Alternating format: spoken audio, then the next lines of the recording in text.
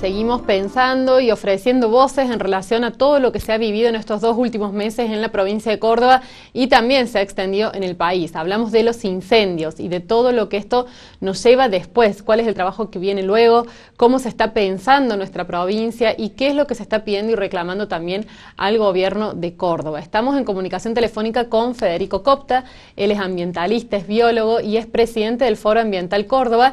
Ellos, junto a otras organizaciones de la sociedad civil, han entablado y han realizado una carta en donde piden algunas cuestiones al gobernador Juan Schiaretti. De eso vamos a conversar con él. ¿Cómo está, Federico? Soledad te saluda. Hola, Soledad. ¿Qué tal? Buenas tardes. Bien, muy bien. Bueno, pensar un poco lo que ha pasado y cómo seguimos, qué se nos viene ahora, Federico, con toda esta flora, esta fauna que hemos perdido y específicamente qué se le pide o qué se le pidió en esta carta abierta. Bueno, por un lado, en relación a la superficie afectada por los incendios, hace más de una década que no hemos tenido incendios de tal intensidad y ciertamente eso va a tener una afectación muy grande ya en la flora y en la fauna, como es notorio, porque eso queda convertido en ceniza, toda la cobertura vegetal y la fauna perdida que ha quedado quemado, que tiene que ir a otros lugares compitiendo con otros ejemplares de la misma especie por los mismos recursos, pero sobre todo queda descubierto el suelo y de esta manera queda sujeto a los agentes erosivos, el viento y particularmente la lluvia, que va a arrastrar el suelo cuando comiencen las precipitaciones pendiente abajo y van a ir a los cursos de agua y a los reservorios de agua. El problema mayor también, además de la contaminación que se genera tanto en los reservorios como en los cursos de agua, es el riesgo de inundaciones. Entonces, muchas cuencas han sido afectadas, entonces es previsible que, habiendo precipitaciones importantes, podemos tener aludes de barro y sobre todo crecientes importantes que puedan afectar a localidades, como por ejemplo las de Sierras Chicas. Bueno, hay una cantidad de localidades serranas que entonces se encuentran en situación de riesgo en caso de precipitaciones importantes, porque esas cuencas ya no receptan el agua, mejor dicho, receptan el agua, pero no logran amortiguar, no logran reservar el agua dentro de las propias montañas, sino que va a ir todo escurriendo por superficie y generando situaciones de inundaciones si esas precipitaciones son grandes. Además, Claro. No solamente por la velocidad y el caudal del agua, sino también por el arrastre de material muerto, troncos, etcétera, que puedan actuar haciendo como diques en los puentes, por ejemplo. Esto ya lo hemos vivido muchas veces. Claro. No es solo lo que se vivió, sino lo que se puede vivir a futuro cuando finalmente lleguen las lluvias o sea una época más húmeda. Sí, claramente. Entonces, esto tiene una continuidad, tiene una secuela, tanto en el riesgo de inundaciones, como comentaba, el tema de contaminación de aguas. Por ejemplo, es previsible que embalses como el San Roque tengan una situación de mayor proliferación de cianobacterias, que son como algas flotantes, y eso a su vez cuando mueran generar una descomposición por la cual agoten el oxígeno del agua y generar mortandad de peces.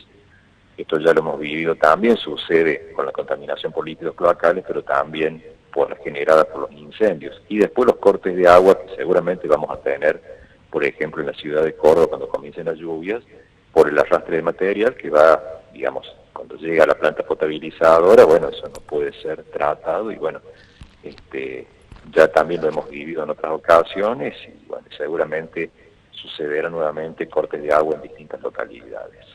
Federico, ¿qué pasa con lo que se hizo? ¿Fue escaso lo que se hizo? Estas cuestiones tan concretas como los puestos de vigía, el ordenar territorialmente para conocer los bosques nativos.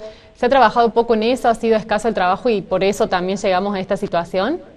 Lamentablemente el gobierno fue desactivando aspectos muy importantes del plan de manejo de fuego que funcionaban y que dejaron de funcionar. O sea, hay que recalcar que eso sí funcionaba, como por ejemplo el tema de educación en escuelas, en donde lamentablemente hace 14 años que no se invierte en educación en escuelas, por ejemplo. Y por eso no es casual después que veamos gente que sean jóvenes, que prenden fuego para hacer daño, bueno, y tiene que ver con lo educativo, evidentemente. Y eso es una responsabilidad de haber discontinuado cosas que sí funcionaban y que se abandonaron. Pero también se discontinuó hace varios años los puestos vigías, puestos de observación que había dependiente de cada uno de los 62 cuarteles de bomberos voluntarios de la zona de riesgo de incendios. Entonces, ese vigía tenía la actividad fundamental de detectar una columna de humo para que vaya un equipo de ataque inicial para extinguir ese fuego. El hecho de que se demore el comienzo de un fuego porque no haya quien esté observando para que vaya después el equipo de ataque inicial, y ese ataque ya llega tarde. Entonces, allí tenemos también otro aspecto fundamental que es incomprensible que el gobierno haya dicho, bueno, esto no se hace más. Entonces, tanto vigías como, por ejemplo, trabajo de bomberos voluntarios que iban recorriendo campos y asesorando a los productores, eso también se discontinuó.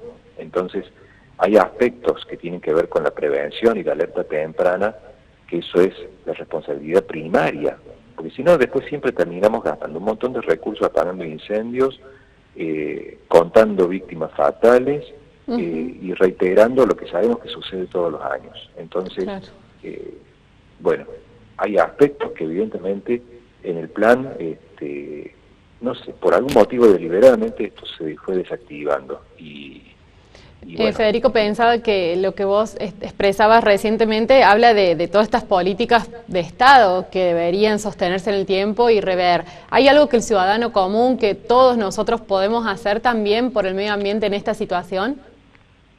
Fundamentalmente reclamar a las autoridades que hagan lo que tienen que hacer y avisar en el caso de detectar una columna de humo, llamar inmediatamente al 0800 888 fuego o a los bomberos de la localidad, el 100, para avisar que hay un incendio. Y bueno, e insistir en lo que es concientización y sensibilización, porque realmente los daños que se están generando terminan siendo irreversibles.